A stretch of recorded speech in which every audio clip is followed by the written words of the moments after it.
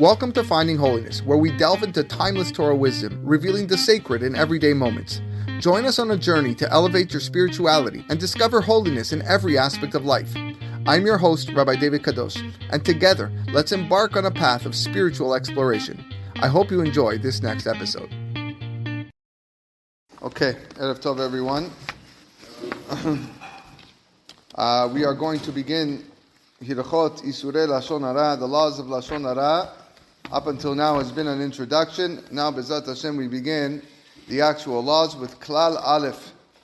Chafetz Chaim writes as follows: Asur lesaper bignut havero afilu emet gamur. It is forbidden to speak negatively about one's fellow, even if it is entirely true. V'zeh nikra b'fi Chazal b'chol makom Lashon Hara. This form of speech is referred to by our Chachamim in general as Lashon Hara.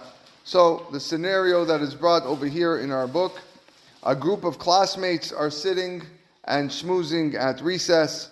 Someone points out that a certain classmate is unintelligent. That's a fancy way for calling someone dumb when you were a little kid. Okay? Even if the statement is obviously true, the speaker has spoken Lashon Hara. De'im yesh b'hasipur. Because it's Lashon Hara. It's bad tongue. There is going to be something that's called false. There's false. There's.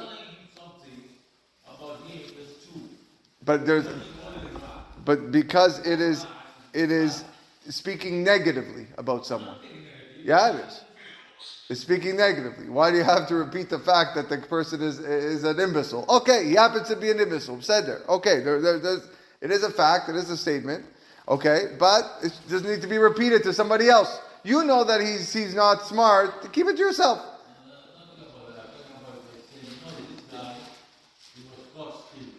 Okay. Okay, so we're going to get to those situations. We're going to get to those situations when things are public knowledge. Okay? When things are public, like if something's in the news and you heard somebody got charged for murder. That's not Lashon Hara because you repeat that so-and-so got charged for murder. Okay? When it's public knowledge, the laws are different. We're going to see that. But if it's negative information, speaking negatively, Lashon Hara, de'im yesh be'asipur shelo ta'arovot shel sheker. If the account contains falsehood, va'avur ze nitkana chavero yoter, because of which now your fellow is demeaned more than he would have been had it been entirely true. Hu bichlal motzi shemra. Now he's in the category of motzi shemra, which is like a slander. Va'avono gadol harbe yoter, and his transgression is even far worse had the negative account been true. Va'mesaper over belo ta'aseh, one who speaks Lashon Hara violates a negative commandment of lo telech rachil ba'amecha, do not go as a talebearer among your nation. Ve'gam zeh ken bichlal rechilutu, and although this is rechilut, it's also included as talebearing. Okay. Halacha 2. Halav zeh shekatavnu, this negative commandment that we refer to as lo telech rachil, hu ma shekatavnu haTorah beferush, this is the one which the Torah wrote explicitly, meyuchad leisur zeh shel lashon hara urechilut, and is designated for the sin of Lashon Hara and Rechilut. Aval belav hachi, but aside from this negative commandment, yesh od harbe lavin va'asin acherim, there are many negative and positive commandments, shehu over alehen al yedei sipur Lashon Hara, sipur hara zeh, that one may transgress when speaking like this. And he says, kamevo alel b'pticha kodemet, we explained all of this above in the preface. Okay, go look at it over there, what I wrote. All of this prohibition mentioned above, afilu imrak b'mikre siper genut chavero, applies even if one spoke by chance. Aval im chas v'shalom hurgal be'avon ze bitmidut, if God forbid someone was speaking this negative information regularly, kemo elu sheregilin tamid lishev ulsaper, like people that routinely sit and say things like Kach v'kach maaseh ploni. So and so did this and that. Kach v'kach asu avotav. So-and-so's parents did this and that. Kach vekach shamati alav. I heard this and this about this person. Vehu devarim shel gnut. And all of these things are derogatory matters. Anashim kaelu hem nikrain befi chazal beshem ba'ale lashon hara. These people are called or referred to as ba'ale lashon hara. Literally means people of lashon hara, because their constant gossiping becomes their defining characteristic and their defining identity. Ve'onshan harbe yoter gadol. Their punishment is much more severe. Achareh shebishat nafsham uzdon libam. Since they are flagrantly and deliberately ovrin al Torat Hashem, violating Hashem's Torah, naasa ze etzlam kehefker.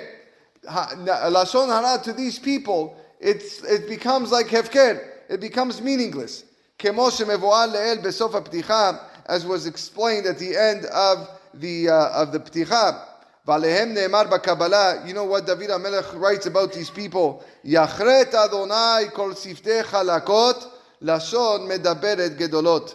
May Hashem sever, cut off all the smooth lips, the tongue that speaks boastfully. These are referring to the people who are ba'alei lashon hara. Amru Chazal Dalet. Rabbis tell us in the Tosefta, and as well brought down the Rambam, Ashalosh averot nifra'in min ha'adam ba'olam hazeh. On account of 3 sins, a punishment is exacted from a person in this world. Ve'en lo chelek la'olam haba, and there is no portion in the world to come. Ve'eluhen, and what are those 3 sins? Avodah zara, ve'gilui arayot, u'shfichut damim. Idolatry, illicit relations, and murder.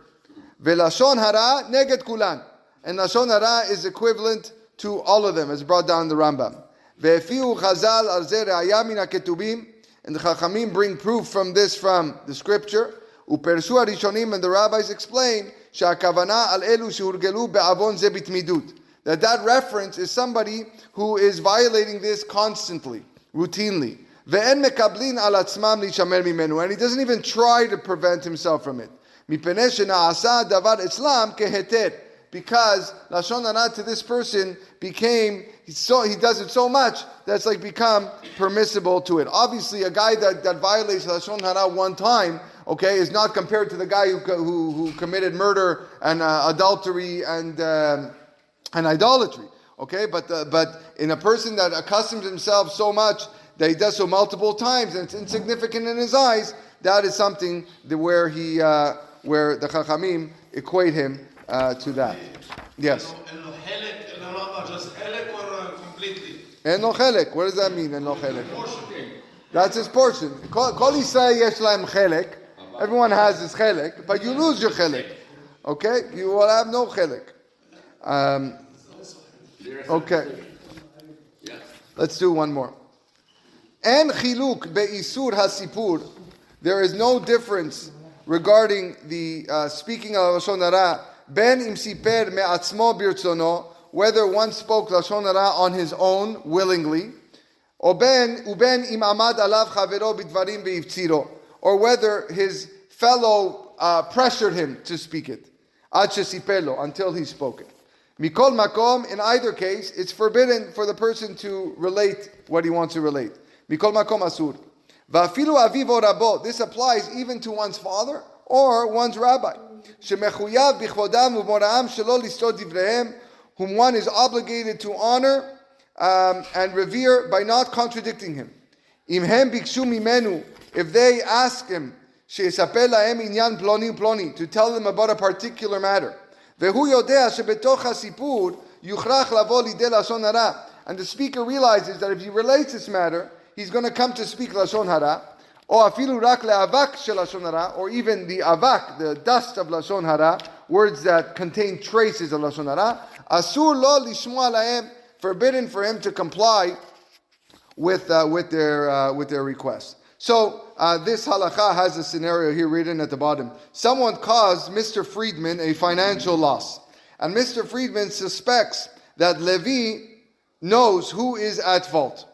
Levi does indeed know that Mr. Gross is the guilty party, but he also knows that Mr. Friedman is a vindictive person, and he will exact retribution from Mr. Gross far beyond that for which is halachically liable.